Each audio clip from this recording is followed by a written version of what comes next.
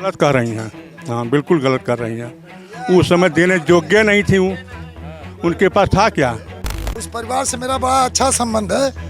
उनके तीनों लड़कों की शादी में मैं गया था। वह चिरई गांव गया था, आलोक जी की शादी थी, यही ज्योति मौर्य की। उनके घर की आर्थिक व्यवस्था अर्थव्यवस्था अच्छी नहीं थी और इन्होंने दहेज नहीं मांगा। उन्होंने 5,000 का लिफाफा ला के दिया तो भी ये लेना पसंद नहीं कर रहे थे। मार साहब आज कर रही दहेज की बात कर रही है। प्रश्न चिन्ह खड़ा कर दिया उसने अपने कृत्य से, अपने चरित्र से। मास्टर साहब बहुत ही संवेदनशील व्यक्ति हैं। मतलब मुझे तो यह भय लग रहा है कहीं इस घटना से उनको कहीं ब्रेन हेमरेज ना हो जाए, हार्ट अटैक ना हो जाए। काबिल थी तो ही नहीं बन जाता है। आप काबिल बन के अपने घर में अगर वो चूल्हा चक्की करती रहती, रोटी बेलती रहती, तब सारी काबिलियत चली जाती। मैं तो यहाँ तक जानता हूँ कि डायरेक्ट ज्योति मौर्य के खाते में मास्टर साहब हर महीने 10,000 रुपया अपने तरफ से डाल दिया करते थे जब ये शिक्षा ग्रहण करती थी। जैसे जो आलोक मौर्य जी, तो आप उनको कब से जानते हैं? जब से गांव में रहते थे, पढ़ते थे, लिखते थे, जन्म में तभी से जानते हैं। क्या व्यवहार था सर उनका? बिल्कुल अच्छा था। पूरे परिवार का व्यवहार अच्छा है। अच्छा। हाँ। और उनकी पत्नी का क्या व्यवहार? जब आई थी तब से कैसा व्यवहार था? अब पत्नी सो माता कहें कि बी हम तो इंटर जानते थे कि इंटर पास थी। अच्छा, शादी के समय जब आई थी? जी हाँ। आलोक मौर्य सर्विस पा गया था। अच्छा। और माने ससुर और पति दोनों ने मिल के उसको पढ़ाया। हाँ, तब SDM बनी वो। अच्छा। आज जो घटना हो रही है, मतलब उनके साथ जो इल्ज़ाम लगाया जा रहा है कि मतलब जो दहेज का मामला गलत है, ये बिल्कुल गलत है। जो ससुर हैं और अपने पति के ऊपर जो दहेज उत्पीड़न का मामला उन्होंने डाला हुआ है। गलत कर रही हैं। हाँ, बिल्कुल गलत कर रही हैं। उस समय देने योग्य नहीं थी वो, उनके पास था क्या। अच्छा, उनका फैमिली बैकग्राउंड कैसा था साहब? जो जहाँ से आई हैं? हम तो सुनते थे कि बिल्कुल कमजोर था, इनके कोई बराबरी का मामला नहीं था। हाँ। बारात गए थे चिरई गांव। उस परिवार से मेरा बड़ा अच्छा संबंध है। उनके तीनों लड़कों की शादी में मैं गया था। वह चिरई गांव गया था, आलोक जी की शादी थी, यही ज्योति मौर्य की। आप बतावें कि उनकी क्या जो स्थिति थी, बाराती जाता है, वहाँ की व्यवस्था, नाश्ता पानी यही सब होता है ना, देखता है कि क्या व्यवस्था अच्छी है। तो उनकी स्थिति हम लोग को मालूम थी कि वो क्या पढ़ी लिखी थी, क्या परिवार की व्यवस्था थी। उनके घर की आर्थिक व्यवस्था अर्थव्यवस्था अच्छी नहीं थी, ये देख के हम लोगों को लगा। उसके बाद इनके घर शादी हुई है और इन्होंने दहेज नहीं मांगा। उन्होंने 5,000 का लिफाफा ला के दिया तो भी ये लेना पसंद नहीं कर रहे थे। मार साहब आज कर रही दहेज की बात कर रही हैं। 5,000 रुपया लिफाफा में लाए थे तो भी नहीं ले रहे थे। मार साहब कहे बस हमको कुछ नहीं, आपकी लड़की चाहिए। आज दूरी बनाना ज्योति मौर्य को तो कहते हैं कि दहेज मांग रहे हैं, 50 लाख रुपया मांग रहे हैं, मकान मांग रहे हैं।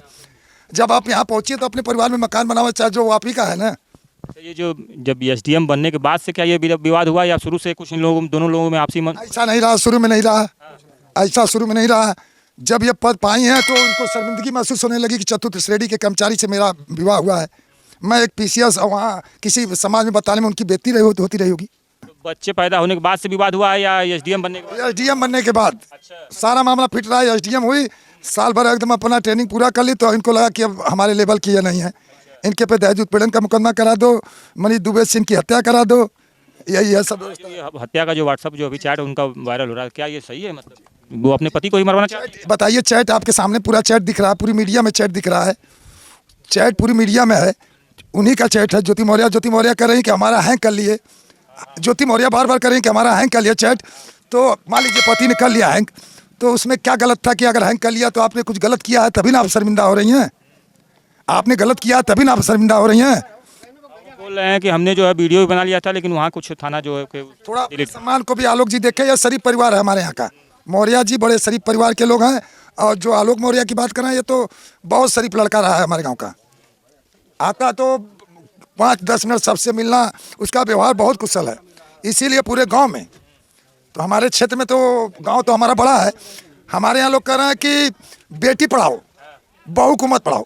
बहू ज्योति मौर्य जैसा घृत कार्य करेगी। पूरे देश में यही चर्चा हो रही है कि अभी जो है आप सुन रहे हैं। जब सर में बछौल में अगर आजमगढ़ से ये मामला उठ के पटना तक पहुंचा तो आगे महिलाओं के लिए ज्योति मौर्य ने गलत संदेश दिया है। आगे आने वाली बहुओं के लिए, जो बहू आएंगी वो शिक्षा ग्रहण करना चाहेंगी तो ये उदाहरण बन जाएगी, ज्योति मौर्य बनोगी। वायरल हो रहा है, चल रहा, क्या कहेंगे अंकल जी? जैसे कि अब तो आने वाले भविष्य में अब महिलाओं के लिए तो ये एक बहुत बिल्कुल जो विवेकहीन लोग होंगे उनके पे तो थोड़ा सा ये प्रभाव डालेगा, लेकिन अकाल के साथ ये प्रभाव कम होगा। अभी कल ही की एक घटना बता रहे हैं कि बिहार में ऐसा मामला फिर चला है। देखिए, मैंने आपसे कहा ना कि उसने इस तरह का उदाहरण पेश कर दिया है कि इससे समाज पर असर तो पड़ेगा ही। हाँ, इसमें कोई संशय ही नहीं है, कोई शंका नहीं है। अब काल तो सबको चीज़ को तो करता, तो बिल्कुल प्रश्न चिन्ह खड़ा कर दिया उसने अपने कृत्य से और अपने चरित्र से, दोनों से उसने ये प्रश्न खड़ा कर दिया कि बहू अगर घर में आ गई है तो उसे पढ़ाया जाना चाहिए कि नहीं पढ़ाया जाना चाहिए। हो सकता है कि लोग सोचेंगे कहीं अभी ज्योति मौर्य की तरह इस तरह का ना हो जाए। अभी वो भविष्य में क्या क्या करेगी, अब तो एक भविष्य बताएगा कि वो अपने पति को जेल में डलवाएगी, मास्टर साहब का क्या होगा क्या नहीं। मास्टर साहब बहुत ही संवेदनशील व्यक्ति हैं, और आप देखें, आप लोग अगर गए होंगे तो किस तरह से वो प्रश्नों को उत्तर दिए होंगे, नहीं भाग रहे होंगे। मतलब मुझे तो यह भय लग रहा है कहीं इस घटना से उनको कहीं ब्रेन हेमरेज ना हो जाए, हार्ट अटैक ना हो जाए। तो से बहुत परेशान है। अब वो ज्योति मौर्य जो है वो कहीं अपने परिवार को कुछ ऐसा स्थिति न कर दे कि बेचारे के हार्ट अटैक हो जाए तो एक और घटना हो जाएगी। आलोक जी कह रहे हैं कि भाई हम लोगों ने बहुत ही स्थिति मतलब वो नहीं थी, फिर भी हमने बहुत मेहनत से हमने और हमारे पिताजी ने उसको पढ़ाया और बनाया एसडीएम, और जो आज हमारे साथ वो रो भी रहे थे, वीडियो जिसकी वायरल है। तो क्या लगता है? बिल्कुल सत्य बात है, पूरा गांव जानता है कि मास्टर साहब का क्या है, वो क्या थे, वो जब आई थी तो वो क्या थी। ठीक है, आपका बुद्धि तेज है, लेकिन अगर बुद्धि तेज होने के बाद भी बहुत लड़कों का बुद्धि तो इलाहाबाद नहीं जा पाते हैं, कोचिंग नहीं मिल पाती है, माहौल नहीं मिल पाता है, उनको संसाधन नहीं उसका परिवार दे पाता। लोग तो ये भी कह रहे हैं कि भाई वो काबिल थी तब बन गई, नहीं तो बहुत लोग पढ़ाई काबिल थी तो ही नहीं बन जाता है। आप काबिल बनकर अपने घर में अगर वो चूल्हा चक्की करती रहती, रोटी बेलती रहती, तब सारी काबिलियत तो चली जाती। काबिलियत का प्रकटीकरण उनके कैसे हुआ? वो उनके परिवार के सपोर्ट से हुआ। तो परिवार का सपोर्ट को आप इग्नोर कर दीजिएगा। आप काबिल थी, परिवार ने धक्का लगाया, आप जम कर गई। लेकिन अगर वही परिवार धक्का नहीं लगाता तब आप जहाँ की तहाँ स्टैंड स्टिल रहती। समझा रहे कि नहीं? उस आप कहीं नहीं जा सकती थी। परिवार का योगदान आपने नकार दिया। आपके पति ने, आपके ससुर ने, दोनों ने आपको मुहैया कराया ना वहाँ पर संसाधन, आपको भेजा। आप कोचिंग अटेंड की होंगी, मेहनत की होंगी, आपको भेजेंगे तो आप कमा करके जो है शुरू से आप कमा रही थी क्या? आपके पास टैलेंट था, मैं मानता हूँ बिना टैलेंट के आप नहीं निकल सकती थी, लेकिन ये चीज़ें भी उतनी महत्वपूर्ण है जितना कि आपका टैलेंट। बिना धन का, बिना अर्थव्यवस्था का कुछ नहीं हो सकता है। बताइए कि अब आज के समय में इलाहाबाद में पढ़ाना, सारी व्यवस्था देना।